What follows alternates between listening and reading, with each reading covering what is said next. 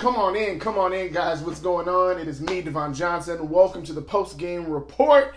Filling in for our boy, Boss Man Bergman, who is out tonight filling in, and he picked the wrong night to miss. What a game. Good Lord, what a game, man. That, first of all, was too close for comfort, but let us just go out and say right now, we needed that win. I'm glad to see the Lakers battle. Down at 13 at one point, came all the way back, and of course won by 2 with some clutch free throws by LeBron James. This was a game. If you missed it, I don't know if you're watching right now, you caught only parts of the game, but this was a battle for the Lakers tonight. And listen, man, I'm excited. Let's start off right now. Let's just start by saying game ball goes to Kentavious Caldwell Pope. KCP deserves the game ball tonight. And I know it's hard for us to say it because based off of performance and based off of how he started the game, it didn't look like he was going to be an asset for us. He was going to be more of a liability.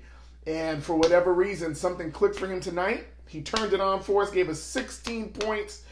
Outside of Caruso and LBJ and AD, he was one of the highest scorers, man. And so I don't know what else we can say, man. KCP came through for us tonight, man. I'm over the top right now thinking about how this guy did that. And I'm so glad, like our boy David, who was running the Twitter tonight, he started off the entire Twitter thing tonight by saying he was not going to slander KCP. And so for whatever reason, when we stop slandering my man, apparently he plays well. So we gonna send some spirit bombs, some positive vibes to our dude for just what he did tonight. I mean, listen, we needed him tonight. Avery Bradley, of course, is out. If you didn't hear the news, he has a hairline fracture in his leg, and he's going to keep him out for about a 1 to 2 week period. They're going to evaluate him in about a week or two, and it showed tonight. It showed tonight. We did not have the defensive presence that we normally would have. Of course, we kept them under 100 points, which is staying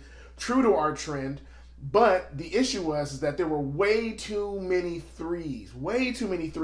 And I think one of the biggest parts that keeps Avery Bradley in that opening role in the starting lineup is the ability for him to not only play defense, but also keep the defense honest on the other team with his mid-range game. And tonight it felt like LeBron James had most of the offense going, but nobody else was really able to offer him much help. Of course, AD was able to do what he normally does, but tonight was a struggle for us, and we missed Avery Bradley tonight.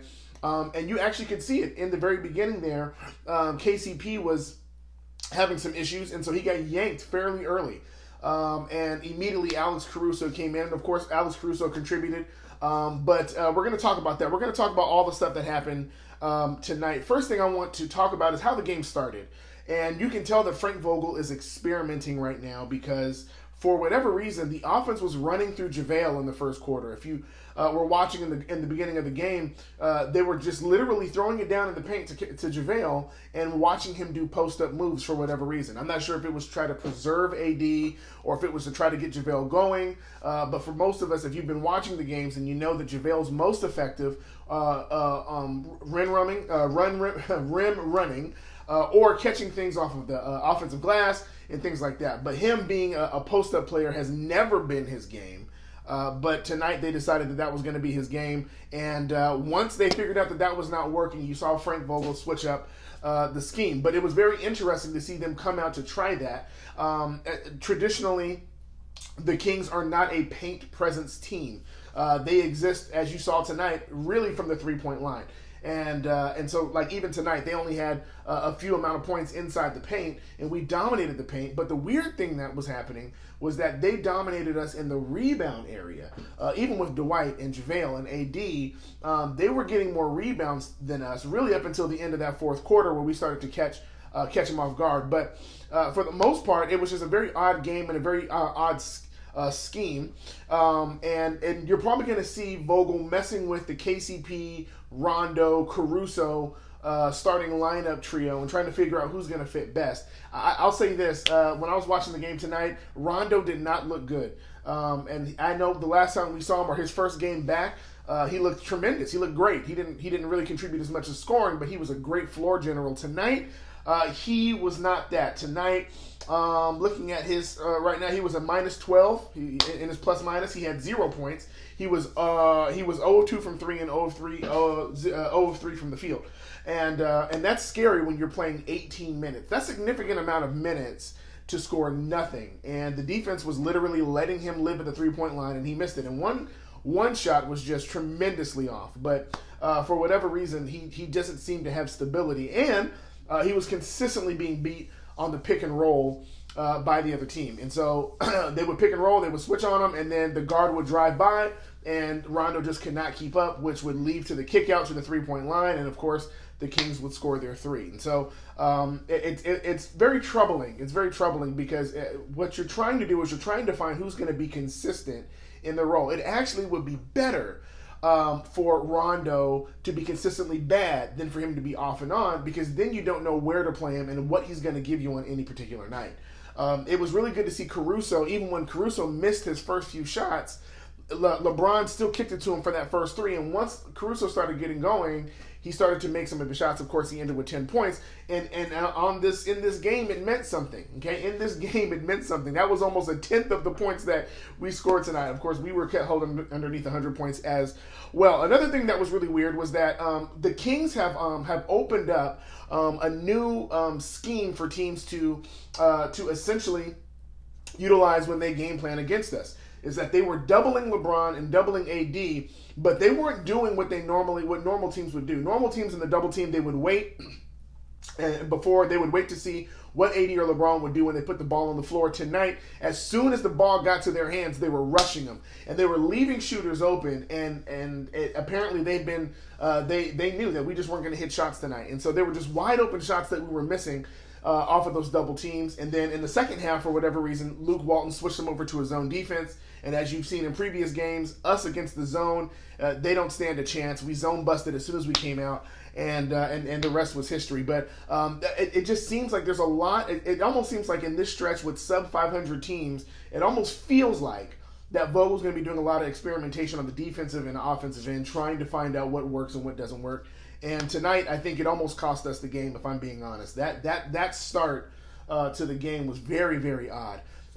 And one of the things that I was really looking forward to, and you kind of saw it, LeBron came in tonight happy. There was a joy in his step. And even on Instagram, he posted that there was a storm coming, watch out, and or tornado coming, watch out. And he was smiling during the game. He was laughing. He was putting up shots. He was obviously, the man was putting on a show tonight. And if you missed that dunk that LeBron did, he made a statement. And it had nothing to do with the Kings. It had everything to do with what everybody says about athleticism, about how long he's been in the league, and him being passive on offense. He took it upon himself tonight. That dunk meant something because that play started from behind the half-court line. He made a decision when he came across half-court line that he was going directly to that basket, and anybody who was standing in his way was going to catch the worst of it. And my man caught a body tonight. And I don't feel bad for anybody. If you see LeBron James coming down the lane, move. I don't understand why people don't just move. Let the man have his 2 points, because he's going to cost you your career. For the rest of his time, whoever that dude was on the Kings, he's going to be known as the guy that LeBron bodied. Okay, LeBron bodied. And so, and what was also interesting was that the Kings started off the game with full court pressure. Literally from the time that we got the ball. Of course, we didn't get the tip off, but as soon as we got the ball, they were full court pressing as soon as we got in. And it was disrupting our flow. We like to run things slower. We like the half court offense set. Of course, we're third slowest in pace, and I'm sure that kind of changed after tonight. But we are very, very slow with the ball. But when you do full court pressure, it forces young guards like a Caruso or even like a KCP, and of course Rondo, to make plays that they normally wouldn't play. That they normally wouldn't make. You would wait until you get across half court, make the set, call the play, and then run the play. But when you run full court, now the guard is looking for how can I capitalize on their full court pressure? Do I blow by the guard and try to get by the guard? You saw that a couple times tonight. But then they would blow by the guard, and then they would try to go straight to the rim, and they would fumble the ball and just have another turnover. So look out in the future. Look out, especially for like OKC and these teams that don't necessarily have a star on the floor. Be on the lookout for them to do full court presses or even double teaming LeBron and AD. right out the gate. Let's get to these questions, man. Let's get to these questions. Lake Show 231, KCP. My man was on it tonight, man. Jacob Caldera, 1977. What a monster dunk by LBJ. I'm telling you right now, that is going to be a top 10 dunk for the rest of the year.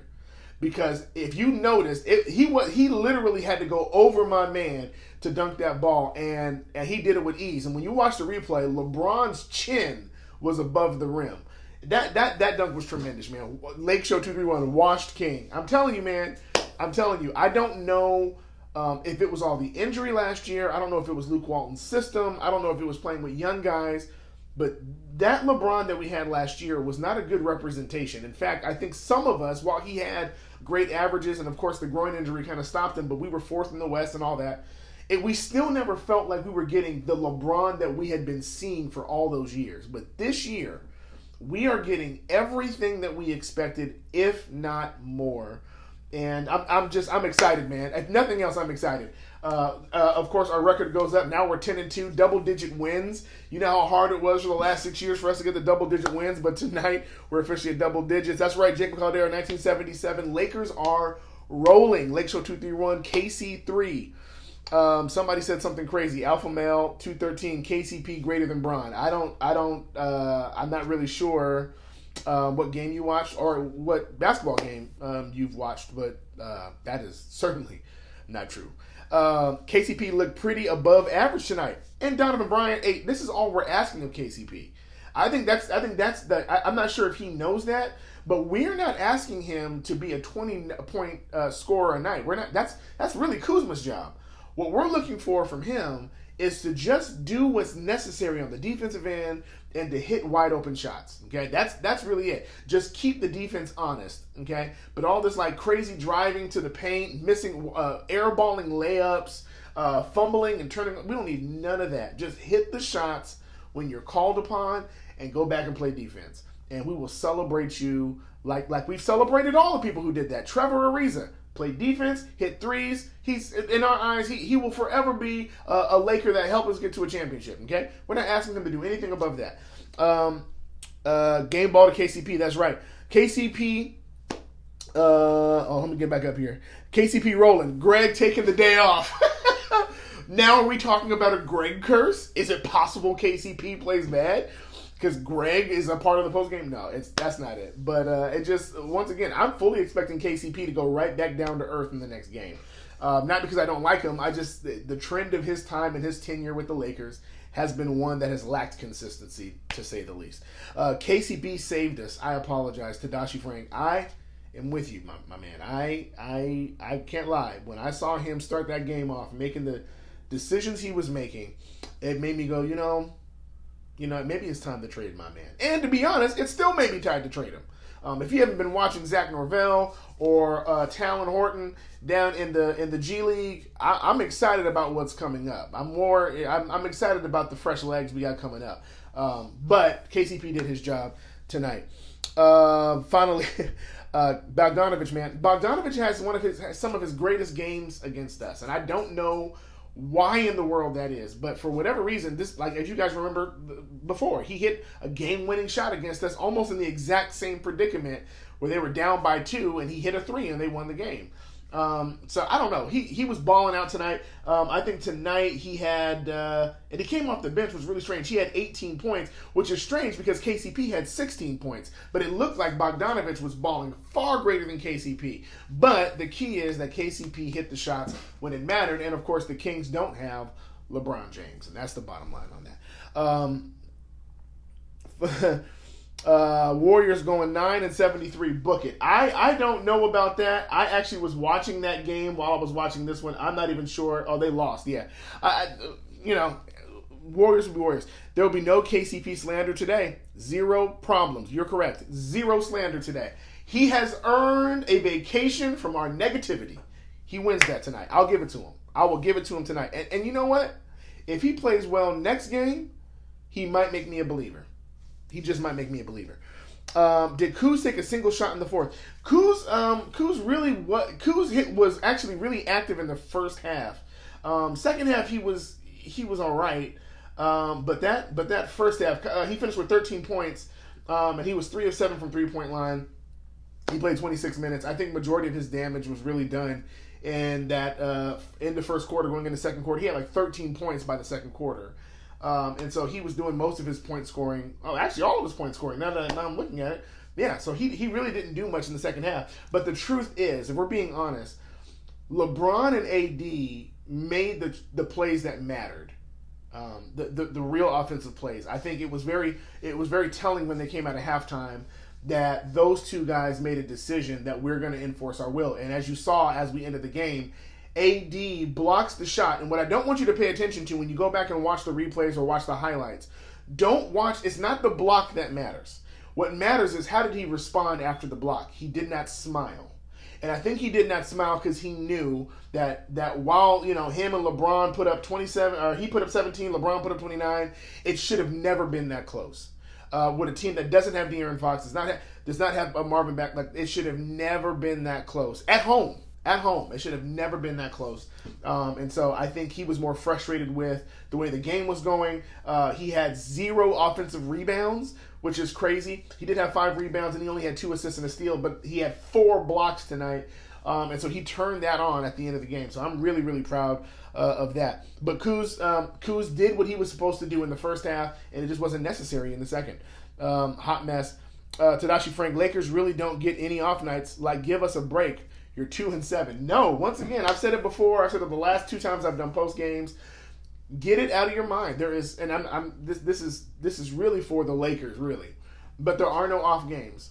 You're going to get the best. Teams are going to play differently against us. So you may game scout, they may game scout for this team, but I guarantee you that team is not going to play the same way when they come against us because, number one, we have 2 superstars that's really hard to account for. You really don't have a big that can cover not only JaVale and Dwight, or either or, but they really don't have another big that can cover AD and stay out of foul trouble. And then on top of that, you don't have a guard that can cover LeBron, who's primarily running point. And so most teams have to switch their entire scheme, which makes it difficult for the Lakers, and which is why they have been primarily a second-half team, because you really don't get the true essence of what the team is going to do against you defensively until you play those first 2 quarters. And kudos to Frank Vogel and Lionel Hollins and Jason Kidd and our whole entire coaching staff, because they are the king of adjustments in this league right now. They wait until the first half is done, they execute as much as they can, and then they come out at that second half, and it's just game time, and everything changes. The defense intensity turns up because they're more sure about what the other team is going to do, and that's what we consider slow starts. Really aren't slow starts as much as they are trying to feel it out. It's almost the DNA of who LeBron is. If you've noticed, when LeBron changes teams or goes to teams, he typically will take his time trying to figure out how does the team mesh and how are people going to play us with our personnel. And that's what's happened. And what's even better is we still have more time to not only get better, but make some roster adjustments and really set in solid rotations that we all can expect. So we're looking forward to that. But teams are not going to give us time off. They're going to come at us wave after wave. They're going to get hyped. They're going to get excited. And it's our job to shut them up. That's our job. Okay, KCP had a nice stretch in the fourth. He had a beautiful stretch in the fourth. Complemented AD's defensive presence and LeBron's aggressiveness in the offensive end beautifully. He did exactly what he was supposed to do in the fourth. Way too close for comfort at the end, Blake St. Clair. Like I said, it should have never been that. It should have never been that. But we will take a win, and we'll continue to stay at the top. Listen, guys, it's 12 games in, and we've only lost twice, and the first one was against the Clippers, and I cannot wait until Christmas Day when everybody is healthy, and they have their Paul George, and we have everything on the table so we can settle who's the king of LA. Bron happy because Iggy on the way, Tadashi Frank. Listen, it would be great to have Iggy on the way, man. It really would. I'm going to be honest, though. I think it would be better for us right now, before we get Iggy, before we get Andre Iguodala, I would rather make sure that we are solid as a team before we start adding pieces. I think we're still trying to figure our chemistry out. Offensive sets still seem a little weird. We're really relying on LeBron to ISO dribble drive and kick, or ISO dribble drive step back 3. And while that's great, it's not sustainable through the playoffs. It's not sustainable through a championship run. There needs to be some sort of offensive sets. What we hang our hat on is defense, and we have beautiful adjustments defensively. But offensively, we really need to find our schemes, and that way, if Iggy does come, then it's easier to fit him in because the roles are already set. So I'm really hoping we get it together before then, if we get Iggy. Is it just me, or did Anthony Davis look a little upset tonight, even at the end? Like I said, and that was Nabi Murday. He was not pleased with his play tonight. And you can see it on his face. You can see he was not pleased with the officiating. Now, what I will say is this. If you watch any of the games, Golden State and Boston tonight, you watch any of these games, okay, you're going to notice that because there was so much of an uproar in the preseason about referees calling fouls, you're going to notice now that they are really not calling fouls as much now, okay? Even though the Lakers and had a lot of shots at the free throw line tonight, they basically had to have 3 people hanging off of them. Think about it. How many times have we seen a Laker bleed in the first 12 games? Kuzma, LeBron, like people have been bleeding on the floor. That's how far the plays are going before referees are calling stuff. And so AD, he's going to have to adjust because part of it is he's injured. He's not feeling 100%. But the refs ain't going to do him no favors. They're going to treat him almost the same way they treated Shaq. Like John Ireland says, Shaq was almost fouled or committed a foul on every single play on that floor. Anthony Davis, anytime he goes inside that paint, they treat him like he's almost invisible sometimes. And you can see it on his face. But this is what championship teams are made of, is being able to get beyond the excuses. And I'm happy that he's mad. He hasn't done like LeBron where he's taken a team to a championship. He's here to not only win a championship, but to prove his legacy as a player. And he needs to be upset when he doesn't play well. And he needs to be upset when he knows he can do better. And I think it's good that he didn't smile at the end. That made me feel really good. That he did block the shot. He went straight up. Once again, Frank Vogel coaching on bigs, how to go straight up for blocks. He did his job with that tonight, but he did not play at the top at what we know he can play. Okay? Bergman never shows up if Lakers could possibly lose. Listen, man. Greg is doing his duty, man. In case you don't know, he's got some plans this weekend, being the world's greatest dad, and so I gladly stepped in for him tonight so he can make preparations for Miss Riley the princess as she gets ready for her birthday. So, but trust me, Bergman is watching. He's probably watching right now. He's gonna hit me at least tonight or tomorrow, and he's gonna talk about it. So make sure you guys hit him on Twitter and just let him know how tonight went. Hello, Devon. Good to see you fill in again. House Acoustic. Thank you, guys. I appreciate it. All the love. I appreciate it. Once again, this is the Showtime. This is a Showtime platform, and the team is incredible. And I really hope there's going to be a time we can do a post game with the entire squad together. Maybe we can pull that off in the playoffs, and you can see all of us together. Was it me? I'm sorry. Was it me, or did AD look a little off today? This is Mario Enigma from YouTube. His body language seemed off. Maybe it's his injuries. No, I don't think it was his injuries. I think his jumper is not consistent. There was a play towards the end where we were up by 2, and I was literally like, God, please, like, don't let him shoot that jumper, which is weird to say. But you can see it setting up that way, that he was not going to drive to the rim, probably because of his ribs and his shoulder, and he doesn't want to injure that. So he just settled for a jumper. And it didn't fall. It came close, but it didn't fall. He has not really been consistent enough with that jumper. Part of what makes his game so dynamic is that when his jumper is falling, you can't give him space. So when they get up on him, he's big, he's strong, and he has a dribble, he has handle, and he can get to the rim easier when they press up on him.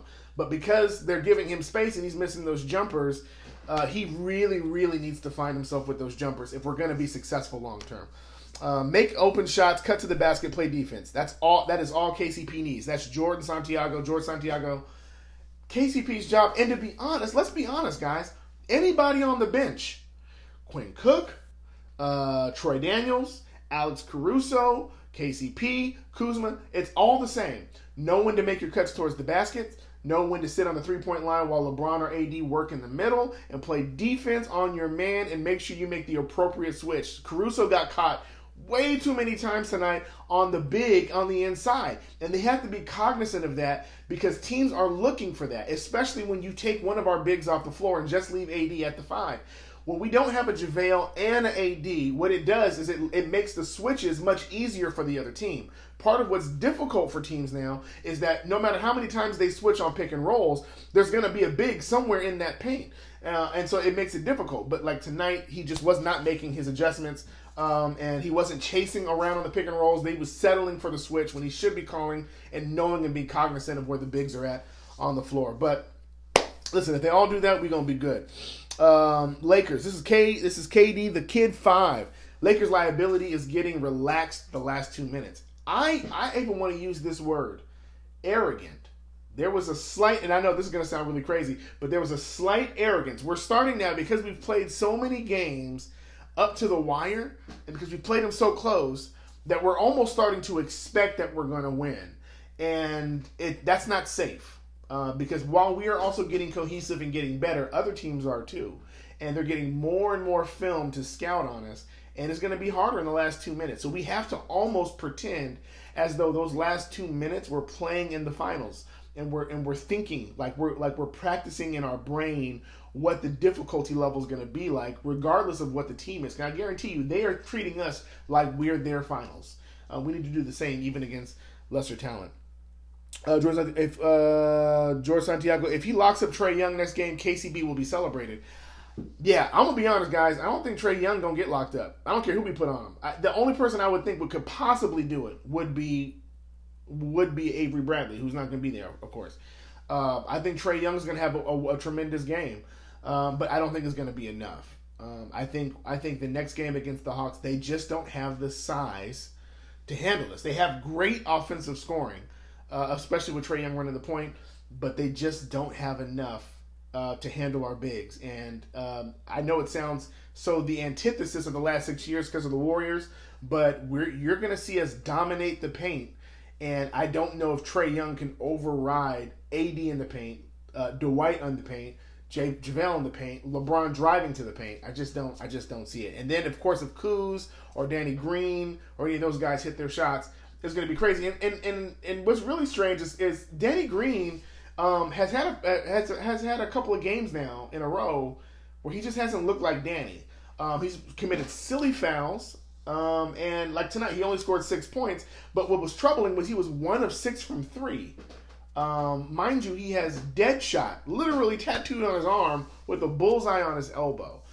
He needs to be as automatic as a Bogdanovich. He needs to be as automatic as a Buddy Hield. Like that's to be honest with you, that is, and he's capable of it. He really is. He's really capable of doing it.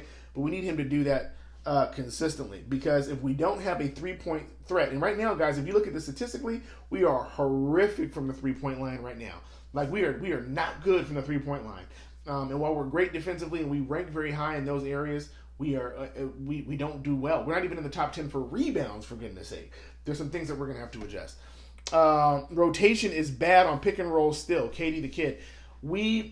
So here's the thing. Here's the basics of pick and roll on defensively. There's really 2 responsibilities, and one person kind of has the responsibility that's a little bit higher. The person who is on the ball, who's an on-ball defender, you know the pick is coming. You can see it, and it's the job of the person who's behind, whose man leaves them to go set the pick. He has to call that the pick is coming. The next decision has to be if that person who's the on-ball defender is going to chase or stay home. Okay? And for whatever reason, the communication of calling the picks out is clear. Okay, the Lakers know that the on-ball defender is never. You don't ever see us getting blindsided by picks from on-ball and from the on-ball handler. Where we have the issue is there's not communication as to who's going to switch and who's going to chase. Right? If the on-ball defender is going to chase, then that means that the person who's setting the pick, that means that Laker needs to stick to that guy. But for whatever reason, you'll see like 2 Lakers go towards the on-ball defender, and then somebody's going to have to, to the on-ball handler, and then somebody's going to have to come, leave their man to collapse in while the person drives. It's really weird. But if we don't learn how to communicate on the chase or communicate on the stay, we're going to get beat every time. And this is like basic stuff, but the basics of pick and roll. But the hard part for any team is the communication piece, because it is literally timing and fluidity. You got to be able to call it at the right time so the other team can't hear it and adjust. And you got to be able to move and trust that the other person's got you. So if you're not going to chase, that means that what you're going to do is you're going to let that man go around the pick and roll because you're expecting your help to push up while you handle that person who is setting the pick. It's just, for whatever reason, the communication is not there. But it's going to get there. It's going to get there. It's going to get there. There's a lot of holes that can be seen with Bradley up. Donovan Bryan 8, yes. Too many holes, to be honest with you. I think what it does for us is it does solidify the fact that Avery Bradley was not just a decent pickup, it was a tremendous pickup. His defensive tenacity sets a tone that keeps us from being lazy on the court, the other four. Dwight plays different when Avery Bradley's out there. JaVale plays different. LeBron plays different. There's just the way he makes a decision that he's going to go after that guard. He's going to shut down that guard. And for the most part, he's not really shutting them down, but he's pestering them enough that it's causing them to make turnovers and things like that. And then on the other end, he makes the defender work because he's constantly running and catching the ball and literally catch and shoot mid-range jumper is his thing. 3 points, he's all right. He's decent. But his mid-range is amazing, especially when he gets right outside that free throw line, right in that area.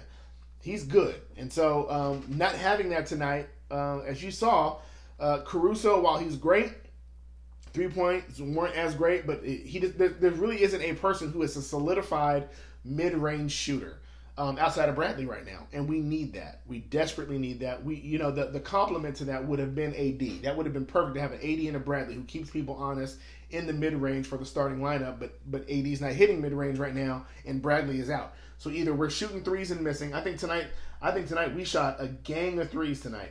In my opinion, too many. We shot 37 threes. 37 threes, and we only hit 11 of them. That's bad. That's pretty bad. Especially when you look at the Kings, who shot 41%, and they shot more threes, and they shot a higher percentage than we did. So I think, like, for us, it's like we have to figure out how to get that mid-range going. In fact, it's one of the things that make the Clippers so dangerous is that Kawhi commands the mid-range. And if you saw Paul George's debut with his 33, he was not only commanding the three-point line, but the mid-range as well. We have to be able to keep them honest in the mid-range in order to exploit them in the middle with our bigs. Blake St. Clair, you can make the argument if Lakers get Iggy earlier, they got more time to plug him into the system and gel. Possibly. The issue is that we don't have a system yet. And that's if you listen to the practice reports and stuff like that, they're always talking about them slowly rolling the offense out. And part of it, they were waiting for Rondo because Rondo is going to be considered the coach on the floor. But now it's really in a weird space because there really is no floor general now outside of LeBron. So if you take LeBron off the court and it's just AD, now how do you run that offense? And then where does Iggy fit into all of this, right? Right now it makes sense because Avery Bradley is out, and we go, man, it would have been great to have Iggy start. But the truth is that number one, Iggy's only going to be playing about 10 to 15 minutes a game. Okay, he's played a lot of minutes in his career, and you need to save him for defensive pressure towards the last 5 minutes in the fourth quarter. But we don't have a system yet. But you have a good point. The sooner we get the system in place, the more sense it makes to bring Iggy in. Lakers champ 20. I think AD is not happy. No, AD is happy to be a Laker. He's happy to be here. I don't think he's happy with himself, guys. I don't think he's happy with himself. And one of the things they pointed out tonight is when he started missing free throws. Like, kudos to LeBron. He was perfect from the line tonight, 7 of 7. Much better than what he did the last game. But Anthony Davis is almost automatic. But you can see, like, tonight was just not his night. He missed free throws. He was 5 of 12 from the field and played 35 minutes, guys. It's just... He couldn't crash the boards. That's very telling, guys. Think about when we first started the season, how many putback dunks AD had, or how many times people missed, but AD was there to clean up, go up, get fouled on an and one. He's a monster at offensive rebounds. Tonight he had 0. I think he was just frustrated. I think he was very frustrated. And trust me, you'll know if AD's not happy if you look at the body language of LeBron. Okay, LeBron is going to make sure that AD is happy because LeBron knows in order for him to bring a championship, he needs AD. Okay, Tadashi Frank, you greater? No, I'm not greater than Bergman, man. Dasani is Okay, AD and LeBron beefing. They are not beefing, guys. Trust me. AD and LeBron are not beefing. We have to be very careful about this, guys. Like, there's going to be moments in the season where things are not going well. There's possibilities of losing streaks in the future. There's going to be possibilities of people just not fully committed at times. That's the difficulty of an 82 game season, is that you're going to have the ebbs and flow, right?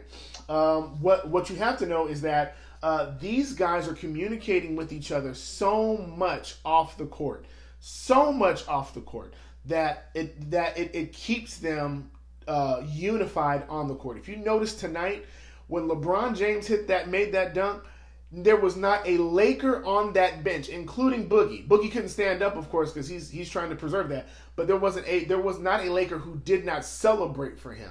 If you watch the pregame and you watch how LeBron and AD and all of them, how they get together and how they each have an individual handshake and how they get each other hyped, and everybody knows their role. Nobody's looking for a greater role. You listen to JaVale talk about him and Dwight, and they know in their mind, they know our job is to make sure that AD can play well. So we're going to do the dirty work. They call them like they know their role, and they're like, if I'm down, he's going to be up. The cohesiveness and the unity of this group is so incredible, and such a healing moment for us Laker fans after having to watch the half of that squad almost get traded last year, and then falling apart, and people blaming coaches and having players only meetings and blaming folk and I want to touch the ball and all this other stuff, and then all that settles down, and now you have some veterans. You have a Jared Dudley in the squad who makes sure that he keeps everybody positively motivated. And no, you're not seeing egos, but what you are seeing is AD for the first time in his career, he's having to live up to a pressure that he's never had to live up to before. The Laker brand brings a championship pedigree that either exposes you as somebody who's not a Laker legend, or it pushes you to become a Laker legend. But you can't, there's no gray area with us. We either had very, very bad teams, or we've had really, really good teams. We really don't have any inside. This is the same thing that Pau Gasol had to go through when he came to the Lakers. Pau was known as a great player, of course, when he came in from the East. But the issue was that when he met up with Kobe, and he got connected with Kobe, Kobe challenged him every single game to get to get yourself together, get tough, put on your big boy pants, get in there and handle your business. And Pau Gasol at some point is going to have his jersey retired in that Staples Center because he had somebody who pushed him.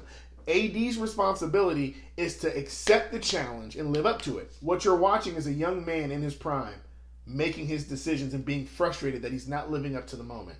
But this is why you have these moments in the first 12 games. So that when he gets into the playoffs, he's very true to his identity. Then he knows himself. And he'll turn the dog on. And he'll turn the champion on. And he'll dig deep. But he needs these moments. So you're going to see him happy. You're going to see him sad. You're going to see him upset. You're going to see him all those things. Because he knows he has pressure on him. LeBron already got his championship. He made a whole city famous. Okay, he made a whole city famous. LeBron is doing his job right now. It's AD's turn to live up to the pressure. AD's whole demeanor that game, he was just off. He just wasn't hitting shots. And like I said, he only hit 5 shots tonight, guys. I want you to think about that. Anthony Davis had 0 offensive rebounds and only hit 5 shots. That's frustrating for somebody who's trying to get it going and play through injuries. Okay, so that's a problem. Kuz played decent defense tonight. Kuz did his thing tonight, man. Like I said before, when Kuz was talking about coming back, I said, listen, man, surprise us by playing defense. And he hasn't been a liability, okay? He hasn't been a liability. He's not a disruptor like a Caruso, and of course he's not a shot blocker like a Dwight or an AD, but he does do enough to stay on the hip of his of the ball handler, which is good. Backcourt is a huge issue. If it wasn't for KCP bucking the usual trend, this game would have turned ugly on both sides of the ball. Blake St. Clair. Listen, man, I'm going to say this again. You got to know the reason why our roster was constructed the way it was because we're looking for at just one of those players to have an active game. If Troy Daniels ain't hitting, if Quinn Cook ain't hitting, if like Jared Dudley hit 2 threes last game, but if he don't hit, you got to have at least one person. And as long as one person stands up, you're good. But the idea that you're going to have all of your shooters on all the time is not going to work. Mainly because, to be honest, minutes and rhythm matter. So it depends on where your rhythm is and how you're walking into the game. I think part of Caruso's problem tonight, when he missed his first first four shots really, but first three 3-point attempts, was because he's not used to being thrust into the lineup that early. It changes the dynamic of the game. The other team has fresher legs. The speed of the game is still going. The excitement is still in the room. He's used to coming in when there's a switch, when there's a lull, and things are settling towards the bottom. And then he's able to be active with his hands and to disrupt passing lanes, and of course to do what he does when he makes those at least one spectacular play a game. And so a lot of these guys on the bench are being thrust into this experiment of Frank Vogel while Bradley is out, and of course Rondo was out. Rondo just coming back, and now that Rondo's back, Avery's back out. So the rotation hasn't been set where someone can find their rhythm. Troy Daniels is a tremendous three-point shooter, but if you've noticed, he hasn't really been great as of late. And the reason why is because his minutes are unsure.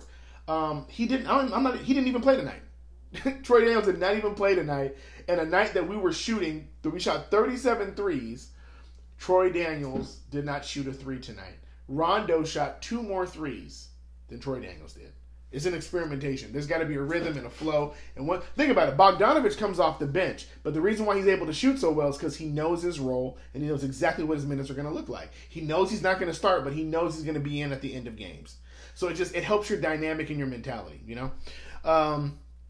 Posterized. Shaqtin' a fool or not? Nah, Laker Metropolis. He got posterized, but I don't think he'll be on the Shaqtin' a fool. But he definitely will be in the Sports Center top 10 tonight, and I'm gonna record it, and I'm gonna watch it over and over again. If you guys don't know, I don't say curse words. Okay, for me, I don't curse. I gave that up a long time ago, but I came this close to saying a curse word when I was watching it.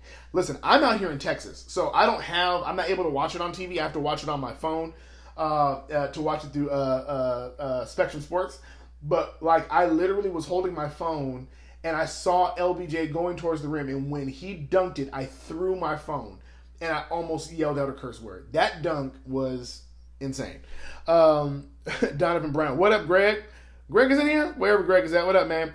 Thought it was pretty clear how vital AB is to the team. Very underrated piece of our team, on our team. Not only that, Aaron Yee, buddy, not only is he vital, but you now understand why he was chosen to start. Because he's a tone setter. Avery Bradley is a tone setter. So anybody who comes in after that, the tone has already been set, and the rest of the team is playing at that pace and with that passion. So part of his identity for the team is to be a tone setter. For instance, Jared Dudley, while he's a three-point shooter, that's really his secondary role. His primary role is to make sure that everybody is happy and that there's team cohesion. That's why they brought him in here, because he's a team guy. But Avery Bradley was brought in because he has something to prove, and that tenacity that he has inside of him spreads. It's infectious to the rest of the team. So now all of a sudden you see Caruso reminding himself he needs to prove himself, and Kuz reminding himself that he hasn't arrived, and AD reminding himself that he hasn't arrived, and LeBron reminding everybody that he's not a wash king. And it all gets set by Avery Bradley's tone, and tonight we didn't have that feeling, and I'm really hoping he's going to be okay, but I would rather rest him so that he's good for the rest of the season than to risk any more injury. Yeah, I see your point. I used the term system when I maybe should have said play style, but if they don't have a system in place yet, it could be a while before they nail it down enough for Iggy, yeah. And here's the key, Blank St. Clair. We're not getting Iggy until the trade deadline anyway, if they trade him. Okay? We don't know what's going to happen. Everything points to us getting him. Every single thing points to him. And the last little bit of weirdness that we had, little tension, was like, is Braun going to try to bring Carmelo in for that last spot? And of course that was settled. He's a Blazer now. So right now the paths are completely open. We have our two-way players that are ready to go. So we can call those up. They're set. We have everything. All we need to know is what we're going to do with that last spot. And of course, Boogie is still on the books, guys. Boogie's still on the books. He's injured, but if he can make a comeback and you add a Boogie and an Iggy in the playoffs, and let me tell you why Iguodala is so important. It's not the regular season. You need Iguodala to be the Kawhi stopper in the playoffs. That's what you need. You need somebody who's going to say, I don't care about nothing else but making sure Kawhi don't score. That's what you need. And then you can rotate off of Paul George. But you need somebody to make Kawhi's life miserable. And Iggy has been known in every final situation to be the pest. He earned MVP one year in the finals because of the way he was pestering people with his on-ball defense. So that's what we really need him for, is the playoffs. Just let's make sure we remind ourselves that. Did you see the animated discussion with Bron and AD? Yeah, they need to have an animated discussion. Bron and AD, like I said, Kobe and Powell had animated discussions. On court, in the media, during practice, you gotta have it. You must have it. This is what old school NBA stuff was all about, man. It wasn't just like this kumbaya stuff. It was like, we're family because we'll fight each other. Like that's, I don't know if anybody's ever experienced that, but like when you're really tight with somebody, you have the ability to tell them what they don't want to hear, or you have the ability to go back and forth with them. Like that's the sign of a really strong relationship. And that is what Bron and AD are having right now. And I'm so glad for it. I'm so glad. Have it out right now. Have it out right now. I think sooner you get Iggy, the better, if that's the direction the team wants to go. Blake St. Clair. I hope so. Alice Acoustic. I would still rather have Lonzo over Kuzma. The only reason why I would go against that, one of the biggest reasons, because Lonzo was consistently hurt. Still. Kuzma at least is on the floor right now. But once again, Lonzo's injury bug has been showing consistent since the minute he got in the league. And, you know, regardless of if Lonzo's a great ball handler and stuff like that, we don't need a ball handler. Lonzo is not good as an off-ball catch-and-shoot guy. Kuzma is. LeBron is going to be handling that ball, period. We don't need a point guard. We really have a point guard. What we need is somebody who can catch and shoot. And Kuzma fits that far better than Lonzo, even though Lonzo's threes have picked up. But Kuzma also shoots better free throws. Do you think Dudley will get any more minutes while Bradley is out? Possibly. He let Dudley come in for a little bit tonight, but it's not going to really matter, to be honest with you. Dudley's not really here for that. Dudley's going to come in, and when he's in, his job is to hit those threes when he's wide open, and that's it. But listen, Dudley got into the game, got cooked on defense on one play, and immediately got snatched out. Because as a coach, you can see Frank Vogel, and that they could see that this game was going to be a tight one. And if you can't play defense, you're out of there. And that's what showed tonight.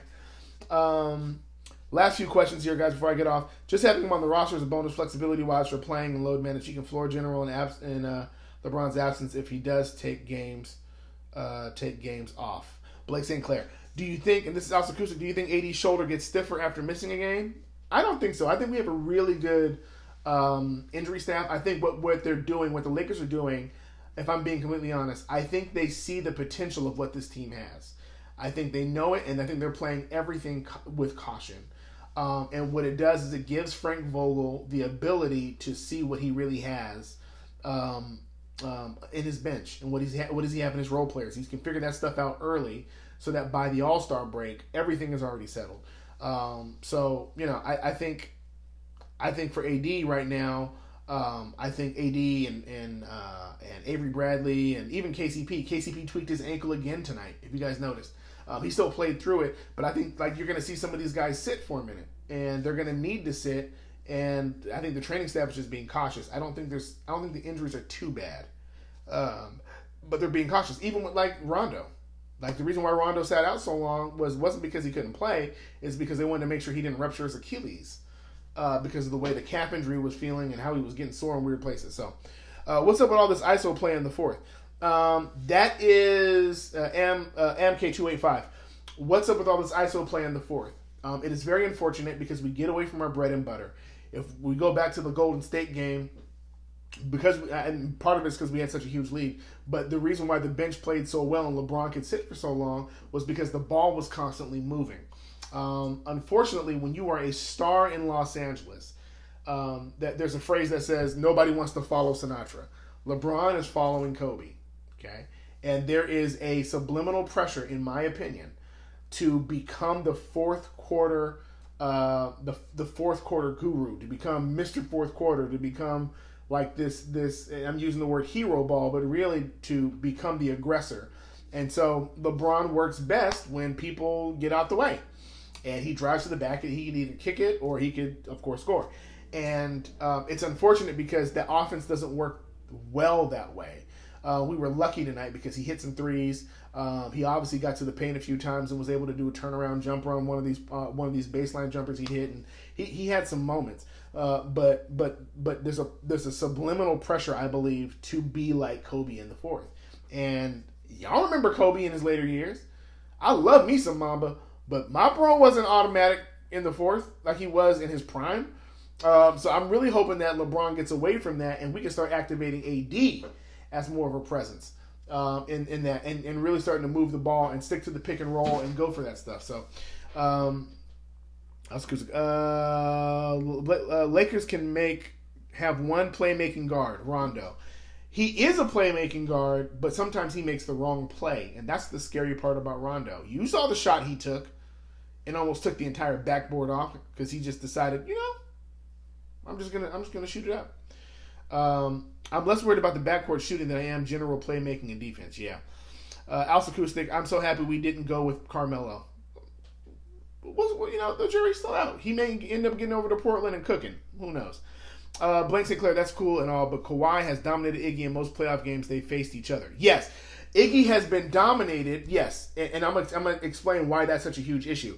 Because the teams that Iggy has been on, while they have been defensively great, Kawhi struggles against bigs. That's why the Lakers are really a great matchup against the Clippers. Kawhi does not do well with bigs. The reason why he mastered the mid-range is because he does not like going inside the paint.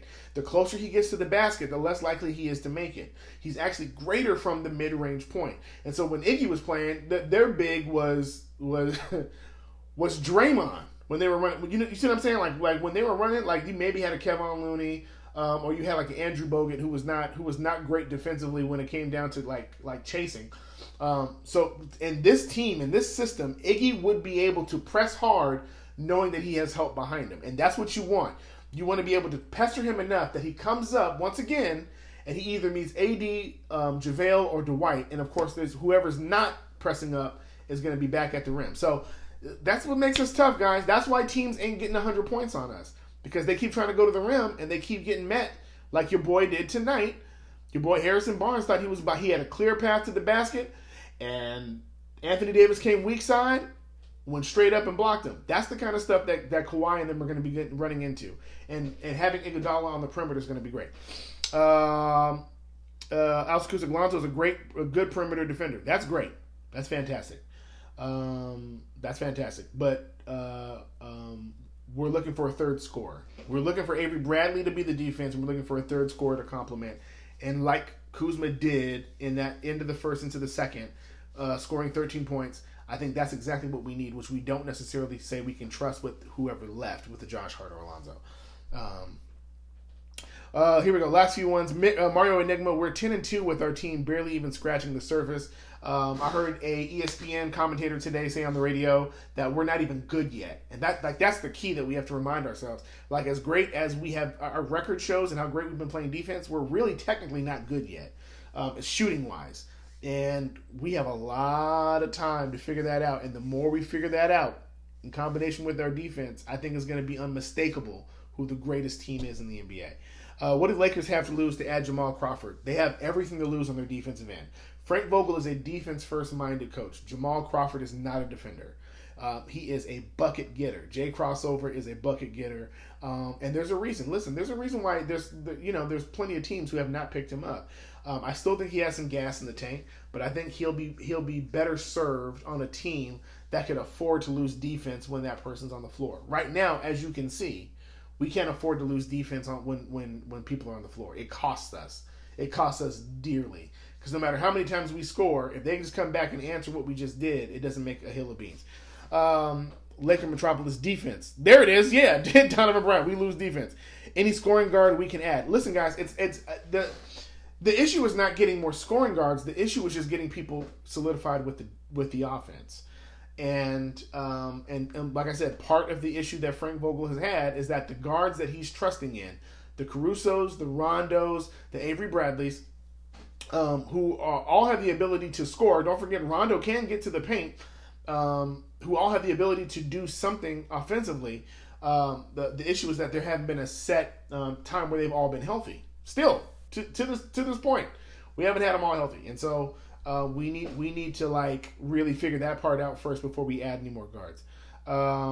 My point was more that I value Iggy for more than what he can bring on the court. He'd be a huge asset. Blank St. Clair, that is very true. Here it is. This is the perfect way to end tonight's stream. Jose Ma 2888. We are 10-0 when KCP scores.